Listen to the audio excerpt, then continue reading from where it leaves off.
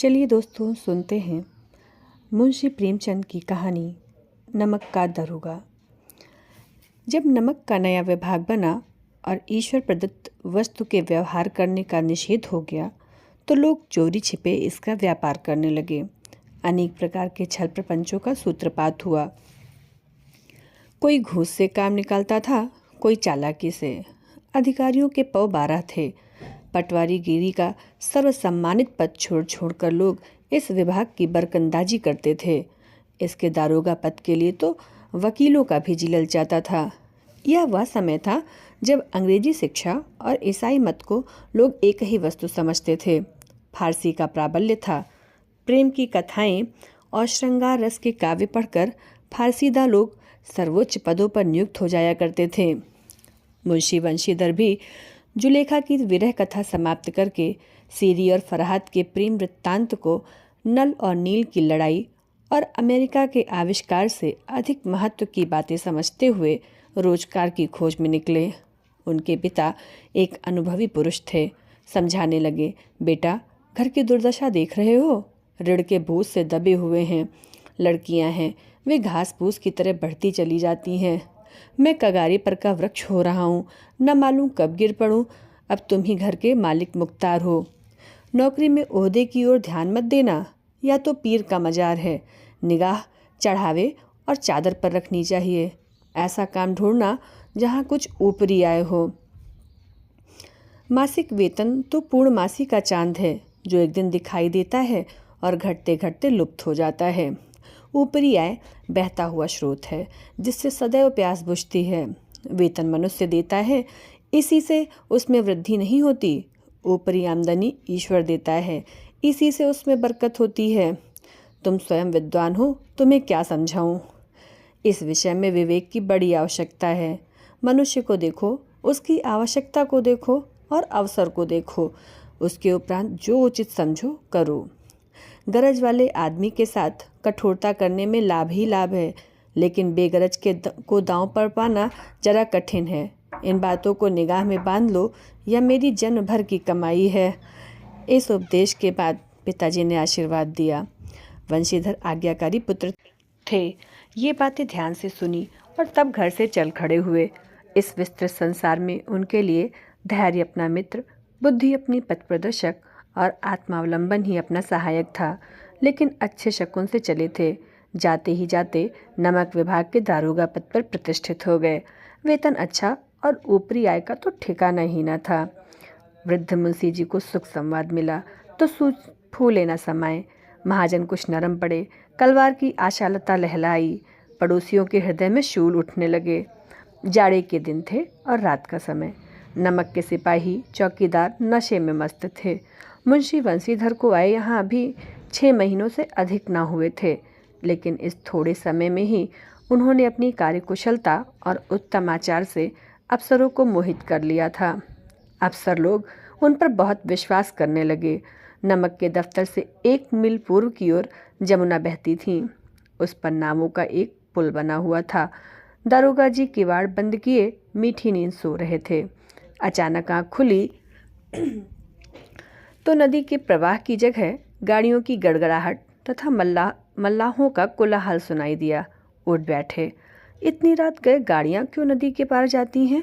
अवश्य कुछ ना कुछ गोलमाल है। तर्क ने भ्रम को पुष्ट किया। वर्दी पहनी, तमंचा जेब में रखा और बात की बात में घोड़ा बढ़ाए हुए पुल पर आ पहुंचे। गाड़ियों की एक लंबी कतार पुल के पार जाती देखी। डांट कर पूछा, किसकी गाड़ियां हैं? थोड़ी देर तक सन्नाटा रहा। आदमियों में कुछ कानाफूसी हुई। तब आगे वाले ने कहा, पंडित अलोपी दीन की। कौन पंडित अलोपी दीन? दातागंज के। मुंशी वंशीधर चौंके। पंडित अलोपी दीन इस इलाके के सबसे प्रतिष्ठित जमींदार थे। लाखों रुपए का लेन देन करते थे। इधर छोटे से बड़े कौन ऐसे थे जो उनके ऋणी ना हो। व्यापार भी बड़ा लंबा चौड़ा था। बड़े चलते पुर्जे आदमी थे। अंग्रेज अफसर उनके इलाके में शिकार खेलने आते और उनके मेहमान होते। 12 मास सदाव्रत चलता था। मुंशी ने पूछा, गाड़ियाँ कहाँ जाएंगी? उत्तर मिला, कानपुर। लेकिन इस प्रश्न पर कि इसमें क्या है, सन्नाटा छा गया। दरोगा साहब का संदेह और भी बढ़ा। कुछ देर तक उत्तर की बाट देखकर वह जोर से बोले, क्या तुम सब गूंगे हो गए हो? हम पूछते हैं इनमें क्या लदा है? जब इस बार भी कोई उत्तर न मिला तो उन्होंने घोड़े को एक गाड़ी से मिलाकर बोरे को टटोला। भ्रम दूर हो गया। यह नमक के ढेले थे। पंडित अलोपी दीन अपने सजीले रथ पर सवार कुछ सोते कुछ जागते चले आ रहे थे। अचानक कई गाड़ी वालों ने घबराए हुए आकर जगाया और बोले, महाराज, दरोगा ने गाड़ियां रोक दी हैं और घाट पर खड़े आपको बुलाते हैं। पंडित अलोपी दीन का लक्ष्मी जी पर अखंड विश्वास था। वह कहा करते थे, संसार का तो कहना ही क्या, स्वर्ग में भी लक्ष्मी का ही राज्य है। उनका यह कहना यथार्थ ही था।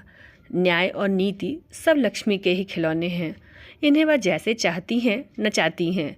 लेटे ही लेटे गर्व से बोले, चलो हम आते हैं। यह कहकर पंडित जी ने बड़ी निश्चिंतता से पान के बीड़े लगाकर खाए। फिर लिहाफ ओढ़े हुए दरोगा के पास आकर बोले, बाबूजी आशीर्वाद। कहिए, हमसे ऐसा कौन सा अपराध हुआ कि गाड़ियां रोक दी गई?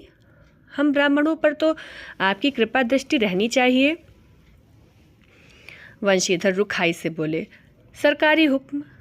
पंडित अलोपी दीन ने हंसकर कहा, हम सरकारी हुक्म को नहीं जानते और न सरकार को। हमारे सरकार तो आप ही हैं। हमारा और आपका तो घर का मामला है। हम कभी आपसे बाहर हो सकते हैं? आपने व्यर्थ का कष्ट उठाया। यह हो ही नहीं सकता कि इधर से जाएं और इस घाट के देवता को भेंट न चढ़ावें। मैं तो आपकी सेवा में स्वयं ही आ रहा था। वंशीधर पर ऐश्वर्य की मोहिनी वंशी का कुछ प्रभाव न पड़ा। ईमानदारी की नई उमंग थी। कड़क कर बोले, हम उन नमक हरामों में नहीं जो कौड़ियों पर अपना ईमान बेचते फिरते हैं। आप इस समय हिरासत में हैं। आपको कायदे के अनुसार चलना होगा। बस मुझे अधिक बातों की फुर्सत नहीं है। जमादार बदलू सिंह, तुम इन्हें हिरासत में ले लो, मैं हुक्म देता हूँ। पंडित अलोपी दीन स्तंभित हो गए। गाड़ी वालों में हलचल मच गई। पंडित जी के जीवन में कदाचित यह पहला ही अवसर था कि पंडित जी को ऐसी कठोर बातें सुननी पड़ी। बदलू सिंह आगे बढ़ा, किंतु रौब के मारे यह साहस न हुआ कि उनके हाथ पकड़ सके। पंडित जी ने धर्म को धन का ऐसा निरादर करते कभी न देखा था। विचार किया कि यह अभी उद्दंड लड़का है, माया मोह के जाल में अभी नहीं पड़ा, अल्हड़ है, झिझकता है। बहुत दीन भाव से बोले, बाबू साहब, ऐसा ना कीजिए, हम मिट जाएंगे, इज्जत धूल में मिल जाएगी। हमारा अपमान करने से आपको हाथ क्या आएगा? हम किसी तरह आपसे बाहर थोड़े ही हैं। वंशीधर ने कठोर स्वर में कहा, हम ऐसी बातें नहीं सुनना चाहते। अलोपी दीन ने जिस सहारे को चट्टान समझ रखा था वह पैरों के नीचे खिसकता हुआ मालूम हुआ। स्वाभिमान और धन ऐश्वर्य की कड़ी चोट लगी, किंतु अभी तक धन की सांख्यिक शक्ति का पूरा भरोसा था। अपने मुख्तार से बोले, लाला जी, 1000 के नोट बाबू साहब की भेंट करो। आप इस समय भूखे सिंह हो रहे हैं। वंशीधर ने गर्म होकर कहा, 1000 नहीं, 1 लाख भी मुझे सच्चे मार्ग से नहीं हटा सकते। धर्म की इस बुद्धिहीन दृढ़ता और देव दुर्लभ त्याग पर मन बहुत झुंझलाया। अब दोनों शक्तियों में संग्राम होने लगा। धन ने उछल उछल कर आक्रमण करने शुरू किए। 1 से 5, 5 से 10, 10 से 15 और 15 से 20,000 तक नौबत पहुंची, किंतु धर्म अलौकिक वीरता के साथ बहुसंख्यक सेना के सम्मुख अकेला पर्वत की भांति अटल अविचलित खड़ा था। अलोपी दीन निराश होकर बोले, अब इससे अधिक मेरा साहस नहीं, आगे आपको अधिकार है। वंशीधर ने अपनी जमादार को ललकारा। बदलू सिंह मन में दरोगा जी को गालियां देता हुआ पंडित अलोपी दीन की ओर बढ़ा। पंडित जी घबराकर 2-3 कदम पीछे हट गए। अत्यंत दीनता से बोले, बाबू साहब, ईश्वर के लिए मुझ पर दया कीजिए। मैं 25,000 पर निपटारा करने को तैयार हूँ। असंभव बात है। 30,000 पर किसी तरह भी संभव नहीं। क्या 40,000 पर भी नहीं? 40,000 नहीं, 40 लाख पर भी असंभव है। बदलू सिंह, इस आदमी को हिरासत में ले लो। अब मैं एक शब्द भी नहीं सुनना चाहता। धर्म ने धन को पैरों तले को चल डाला।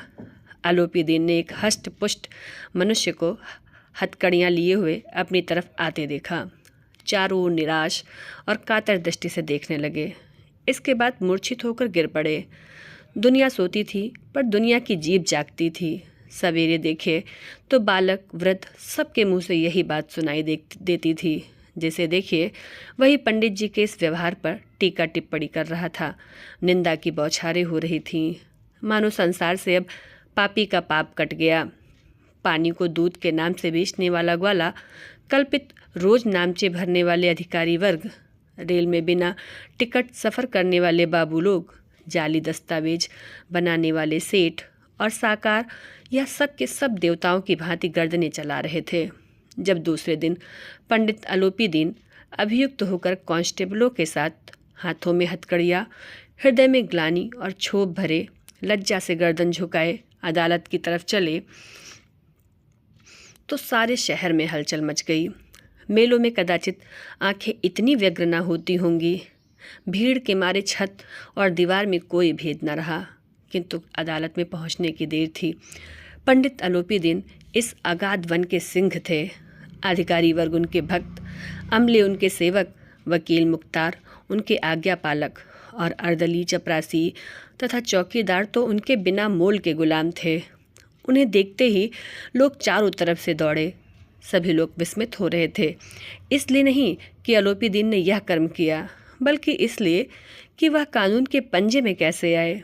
ऐसा मनुष्य जिसके पास असाध्य साधन करने वाला धन और अनन्य वाचालता हो, वह क्यों कानून के पंजे में आए? प्रत्येक मनुष्य उनसे सहानुभूति प्रकट करता था। बड़ी तत्परता के इस आक्रमण को रोकने के निमित्त वकीलों की एक सेना तैयार की गई। न्याय के मैदान में धर्म और धन में युद्ध ठन गया। वंशीधर चुपचाप खड़े थे। उनके पास सत्य के सिवा न कोई बल था, न स्पष्ट भाषण के अतिरिक्त कोई शस्त्र। गवाह थे किंतु लोभ से डामाडोल। यहाँ तक कि मुंशी जी को न्याय भी अपनी ओर खिंचा हुआ दिख पड़ता था। वह न्याय का दरबार था, परंतु उसके कर्मचारियों पर पक्षपात का नशा छाया हुआ था। किंतु पक्षपात और न्याय का क्या मेल? जहाँ पक्षपात हो वहाँ न्याय की कल्पना नहीं की जा सकती। मुकदमा शीघ्र ही समाप्त हो गया। डिप्टी मजिस्ट्रेट ने अपनी तजवीज़ में लिखा, पंडित आलोपी दीन के विरुद्ध दिए गए प्रमाण निर्मूल और भ्रमात्मक हैं। वह एक बड़े भारी आदमी हैं। यह बात कल्पना के बाहर है कि उन्होंने थोड़े लाभ के लिए ऐसा दुस्साहस किया है। यद्यपि नमक के दरोगा मुंशी वंशीधर का अधिक दोष नहीं है, लेकिन यह बड़े खेद की बात है कि उसकी उद्दंडता और विचारहीनता के कारण एक भले मानुस को कष्ट झेलना पड़ा। हम प्रसन्न हैं कि वह अपने काम में सजग और सचेत रहता है, किंतु नमक के मुकदमे की बढ़ी हुई नमक से हलाली ने उसके विवेक और बुद्धि को भ्रष्ट कर दिया। भविष्य में उसे होशियार रहना चाहिए। वकीलों ने यह फैसला सुना और उछल पड़े। पंडित आलोपी दीन मुस्कुराते हुए बाहर निकले। स्वजन बांधवों ने रुपए की लूट की। उदारता का सागर उमड़ पड़ा। उसकी लहरों ने अदालत की नींव तक हिला दी। जब वंशीधर बाहर निकले तो चारों ओर उनके ऊपर व्यंग बाणों की वर्षा होने लगी। चपरासियों ने झुक झुक कर सलाम किए, किंतु इस समय एक कटु वाक्य, एक एक संकेत उनकी गर्वाग्नि को प्रज्वलित कर रहा था। कदाचित इस मुकदमे में सफल होकर वह इस तरह अकड़ते हुए न चलते। आज उन्हें संसार का एक खेदजनक विचित्र अनुभव हुआ। न्याय और विद्वता, लंबी चौड़ी उपाधियाँ, बड़ी बड़ी दाढ़ियाँ, ढीले चोगे, एक भी सच्चे आदर का पात्र नहीं है। वंशीधर ने धन से बैर मोल लिया था। उसका मूल्य चुकाना अनिवार्य था। कठिनता से 1 सप्ताह बीता होगा कि मुअत्तली का परवाना आ पहुंचा। कार्यपरायणता का दंड मिला। बेचारे भग्न हृदय, शोक और खेद से व्यथित घर को चले। बूढ़े मुंशी जी तो पहले ही कुड़बुड़ा रहे थे कि चलते चलते इस लड़के को समझाया था, लेकिन इसने एक न सुनी। सब मनमानी करता है। हम तो कलवार और कसाई के तगादे सहे बुढ़ापे में भगत बनकर बैठे, और वहाँ बस वही सूखी तनख्वाह। हमने भी तो नौकरी की है और कोई ओहदेदार नहीं थे, लेकिन काम किया, दिल खोल कर किया, और आप ईमानदार बनने चले हैं। घर में चाहे अंधेरा हो, मस्जिद में अवश्य दिया जलाएंगे। खेद ऐसी समझ पर पढ़ना लिखना सब अकारत गया।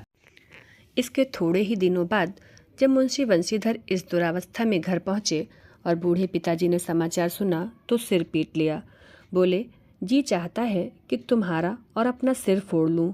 बहुत देर तक पछता पछता कर हाथ मलते रहे। क्रोध में कुछ कठोर बातें भी कहीं, और यदि वंशीधर वहाँ से टल न जाता तो अवश्य ही यह क्रोध विकट रूप धारण करता। वृद्ध माता को भी दुख हुआ। जगन्नाथ और रामेश्वर यात्रा की कामनाएं मिट्टी में मिल गईं। पत्नी ने कई दिनों तक सीधे मुंह बात तक नहीं की। इसी प्रकार एक सप्ताह बीत गया। संध्या का समय था। बूढ़े मुंशी जी बैठे बैठे राम नाम की माला जप रहे थे। इसी समय उनके द्वार पर सजा हुआ रथ आकर रुका। हरे और गुलाबी पर्दे, पछैये बैलों की जोड़ी, उनकी गर्दन में नीले धागे, सींग पीतल से जड़े हुए, कई नौकर लाठियां कंधों पर रखे साथ थे। मुंशी जी अगवानी को दौड़े। देखा तो पंडित आलोपीदीन हैं। झुककर दंडवत की, लल्लो चप्पो की बातें करने लगे। हमारा भाग्य उदय हुआ है जो आपके चरण इस द्वार पर आए। आप हमारे पूज्य देवता हैं। आपको कौन सा मुँह दिखावें, मुँह में तो कालिख लगी हुई है। किंतु क्या करें, लड़का अभागा कपूत है, नहीं तो आपसे क्या मुँह छिपाना पड़ता। ईश्वर ने संतान चाहे रखे, पर ऐसी संतान न दे। आलोपीदीन ने कहा, नहीं भाई साहब, ऐसा न कहिए। मुंशी जी ने चकित होकर कहा, ऐसी संतान को और क्या कहूँ। आलोपीदीन ने वात्सल्यपूर्ण स्वर में कहा, कुल तिलक और पुरखों की कीर्ति उज्ज्वल करने वाले संसार में ऐसे कितने धर्मपरायण मनुष्य हैं जो धर्म पर अपना सब कुछ अर्पण कर सके। पंडित आलोपीदीन ने वंशीधर से कहा, दरोगा जी, इसे खुशामद न समझिए। खुशामद करने के लिए मुझे इतना कष्ट उठाने की ज़रूरत न थी। उस रात को आपने अपने अधिकार बल से अपनी हिरासत में लिया था, किंतु आज मैं स्वेच्छा से आपकी हिरासत में आया हूँ। मैंने हजारों रईस और अमीर देखे, हजारों उच्च पदाधिकारियों से काम पड़ा, किंतु परास्त किया तो आपने। मैंने सबको अपना और अपने धन का गुलाम बनाकर छोड़ दिया। मुझे आज्ञा दीजिए कि आपसे कुछ विनय करूं। वंशीधर ने आलोपीदीन को आते देखा तो उठकर सत्कार किया, किंतु स्वाभिमान सहित। समझ गए कि यह महाशय मुझे लज्जित करने और जलाने आए हैं। क्षमा प्रार्थना की चेष्टा नहीं की, वरन उन्हें अपने पिता की यह ठकुर सुहाती की बात असह्य सी प्रतीत हुई। पर पंडित जी की बातें सुनी तो मन की मैल मिट गई। पंडित जी की ओर उड़ती हुई दृष्टि से देखा, सद्भाव झलक रहा था। गर्व ने अब लज्जा के सामने सिर झुका दिया। शर्माते हुए बोले, यह आपकी उदारता है जो ऐसा कहते हैं। मुझसे जो कुछ अविनय हुई है उसे क्षमा कीजिए। मैं धर्म की बेड़ी में जकड़ा हुआ था, नहीं तो वैसे मैं आपका दास हूँ। जो आज्ञा होगी वह मेरे सिर माथे पर। आलोपीदीन ने विनीत भाव से कहा, नदी तट पर आपने मेरी प्रार्थना नहीं स्वीकार की थी, किंतु आज स्वीकार करनी पड़ेगी। वंशीधर बोले, मैं किस योग्य हूँ, किंतु जो कुछ सेवा मुझसे हो सकती है उसमें त्रुटि न होगी। आलोपीदीन ने एक स्टाम्प लगा हुआ पत्र निकाला और उसे वंशीधर के सामने रखकर बोले, इस पद को स्वीकार कीजिए और अपने हस्ताक्षर कर दीजिए। मैं ब्राह्मण हूँ, जब तक यह सवाल पूरा न कीजिएगा द्वार से न हटूंगा। मुंशी वंशीधर ने उस कागज को पढ़ा तो कृतज्ञता से आंखों में आंसू भर आए। पंडित आलोपीदीन ने उनको अपनी सारी जायदाद का स्थायी मैनेजर नियत किया था। 6000 वार्षिक वेतन के अतिरिक्त रोजाना खर्च अलग, सवारी के लिए घोड़ा, रहने को बंगला, नौकर चाकर मुफ्त। कंपित स्वर में बोले, पंडित जी, मुझ में इतनी सामर्थ्य नहीं है कि आपकी उदारता की प्रशंसा कर सकूं, किंतु ऐसे उच्च पद के योग्य नहीं हूँ। आलोपीदीन हंसकर बोले, मुझे इस समय एक अयोग्य मनुष्य की ही जरूरत है। वंशीधर ने गंभीर भाव से कहा, यूँ मैं आपका दास हूँ। आप जैसे कीर्तिवान सज्जन पुरुष की सेवा करना मेरे लिए सौभाग्य की बात है, किंतु मुझ में न विद्या है, न बुद्धि, न वह स्वभाव जो इन त्रुटियों की पूर्ति कर देता है। ऐसे महान कार्य के लिए एक बड़े मर्मज्ञ अनुभवी मनुष्य की जरूरत है। आलोपीदीन ने कलमदान से कलम निकाली और उसे वंशीधर के हाथ में देकर बोले, न मुझे विद्वता की चाह है, न अनुभव की, न मर्मज्ञता की, न कार्यकुशलता की। इन गुणों के महत्व को खूब पा चुका हूँ। अब सौभाग्य और सुअवसर ने मुझे यह मोती दे दिया जिसके सामने योग्यता और विद्वता की चमक फीकी पड़ जाती है। यह कलम लीजिए अधिक सोच विचार न कीजिए, दस्तखत कर दीजिए। परमात्मा से यही प्रार्थना है कि वह आपको सदैव वही नदी के किनारे वाला बेमुरवत, उद्दंड, कठोर परंतु धर्मनिष्ठ दरोगा बनाए रखे। वंशीधर की आंखें डबडबाईं। हृदय के संकुचित पात्र में इतना एहसान न समा सका। एक बार फिर पंडित जी की ओर भक्ति और श्रद्धा की दृष्टि से देखा और कांपते हुए हाथ से मैनेजरी के कागज पर हस्ताक्षर कर दिए। आलूपीदीन ने प्रफुल्लित होकर उन्हें गले लगा लिया।